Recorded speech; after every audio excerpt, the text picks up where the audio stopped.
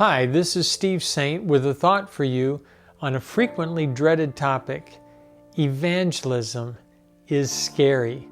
Evangelism is a scary undertaking for most of us, isn't it? But it's something that all of us can do if we find a method that fits us. Our church many years ago started a program called Evangelism Explosion. You may have heard about it. I thought it was a pretty lousy idea.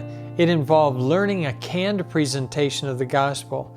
Wow, I thought, who would ever want to listen to a canned promotion of religion like a life insurance pitch or something like that? But Jenny and I decided to do it. We went and started learning the pitch. In fact, I still know the outline: grace, man, God, Christ, faith. Grace, heaven is a free gift. You can't earn it or deserve it. Man is sinful and can't save himself.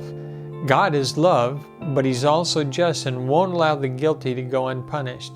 Christ, who He is and what He did. And finally, faith, what it isn't and what it is. Well, I got a couple of classes in before Jenny could make it because we had 4 small children. One day, a probation officer asked Jenny and me if we would go and talk to a young woman who was headed to jail for writing bad checks. When we met with her, I started using Evangelism Explosion's presentation of the gospel.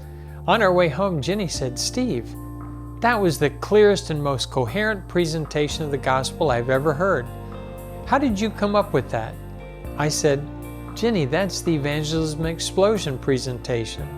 It was unbelievable that we could share the gospel in just a few minutes with a canned presentation that just starts by saying, "Say, can I ask you a personal question?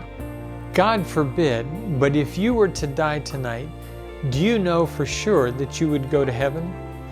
No one has ever said no when I've asked if I could ask.